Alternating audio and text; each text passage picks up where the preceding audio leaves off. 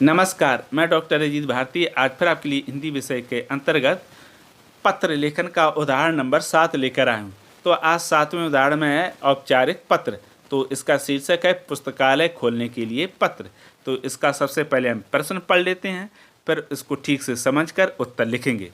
तो प्रश्न नंबर 7 इस प्रकार है, आप रोहिणी कौर या सुखविंदर सिंह हैं, अपने क्षेत्र में एक नया पुस्तकालय स्थापित अथवा खोलने हेतु सांसद महोदय को लगभग 100 शब्दों में एक पत्र लिखिए।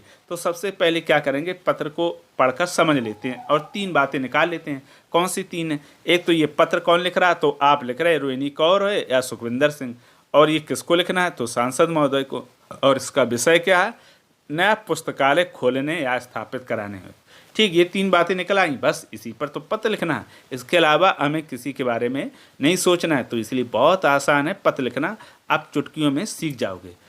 तो सबसे पहले लिखा उत्तर में लिख दिया पुस्तकालय के लिए सांसद महोदय को पत्र। अगर इतना लिख पाओ, अगर आपको लगे ये तो मेरे लिए बहुत कठिन है, इसको तो मैं लिख ही नहीं पाऊंगा, तो कुछ मत करो, आप तो सिर्फ इसके स्थान पर आप सिर्फ इतनी लिख दो, पत्र, और ऐसे डैश लगा के लिख दो लेखन, बस। ज़्यादा तुम्हें लिखने की ज़रूरत नहीं है, इतना भी लिख दो कोई दिक्कत नहीं। उसके बाद इतना लिखने के बाद हम पे लिखेंगे नीचे सेवा में के बाद लगा देंगे कॉमा, और उसके ठीक सामने लिख देंगे दिनांक लिख दी, जैसे 21/12/2000 और 2x बना दिए। 2x इसलिए बना दिए, इससे क्या होता है, साल छिप जाता है। परीक्षा में या नोटबुक में जब लिखें हम अपनी सही दिनांक छिपा लेते हैं, ठीक है। उसके बाद फिर लिखेंगे हम माननीय सांसद महोदय अमृतसर पंजाब, इतना लिख दिया, यानी उसका पद और पता। उसके नीचे लिखेंगे महोदय के बाद लगा देंगे कामा, फिर नई लाइन से हम लिखेंगे अलग, उसमें लिख देंगे। अब देखो, हाँ एक बात, तो ये जो यहाँ पर महोदय है, ये महोदय ये यहाँ नहीं लिखेंगे, बल्कि यहाँ पर लिखेंगे विषय के बाद, है ना, यहाँ गलती से लिख गया, आप बिल्कुल ना लिखें। तो पद और पता के बाद लिखेंगे हम विषय, तो विषय में लिख देंगे क्षेत्र में नया पुस्तकालय खोलने हेतु। अब उसके बाद यहाँ पर हम लिख देंगे महोदय, जो हमने ऊपर लिखा है गलती से, उसे यहाँ लिखेंगे, ठीक है।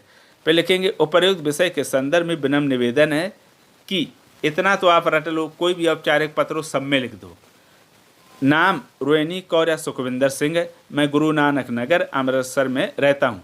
नगर में बहुत आबादी बस चुकी है, यहाँ की जनसंख्या पिछले 5 वर्ष की तुलना में 3 गुना हो चुकी है, किंतु इस क्षेत्र में कोई भी बड़ा पुस्तकालय नहीं है। पुस्तकालय से संबंधित किसी भी कार्य के लिए पढ़ने वालों को यहाँ से बहुत दूर जाना पड़ता है, जिसमें बहुत परेशानी होती है, विशेषकर बुजुर्गों, महिलाओं और छोटे बच्चों को बहुत कष्ट उठाना पड़ता है। केवल विद्यार्थी ही इसका लाभ ले पाते हैं। मेरा सांसद महोदय से विनम्र अनुरोध है कि इस क्षेत्र की आवश्यकता और परेशानी को देखते हुए शीघ्र ही एक पुस्तकालय बनवाने अथवा खुलवाने की व्यवस्था करने की कृपा करें। यहाँ पर व्यवस्था करने की कृपा करें, यहाँ पर कृपा, और हम लिखेंगे इस तरह से कृपा करें, जिससे यहाँ के नागरिकों को पठन पाठन में होने वाली परेशानियों से क्या मिले, मुक्ति मिले, अर्थात आज़ादी मिल सके। तो ये हो गया आपका पत्र जो मुख्य विषय। फिर उसके बाद में अंत में हम इस तरह से लिख देंगे धन्यवाद के बाद लगा देंगे विस्मयार्थ बोधक चिन्ह, उसका लिख देंगे अमृतसर नगरवासी रोहिणी कौर या सुखविंदर सिंह। अगर आप लड़का हो तो रोहिणी कौर लिखना, लड़की हो तो सुखविंदर सिंह लिखना। ध्यान रखना, दोनों में से एक ही लिखना है, दोनों बिल्कुल नहीं लिखना।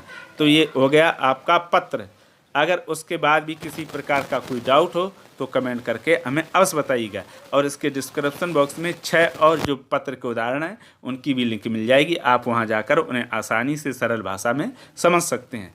अगर आपके मन में कोई प्रश्न हो पत्र से संबंधित और उत्तर ना आ रहा, तो वो भी हमें कमेंट में लिख कर भेज सकते। तो फिर आज के लिए इतना ही, अब हम फिर मिलेंगे किसी नए विषय के साथ, तब तक के लिए धन्यवाद।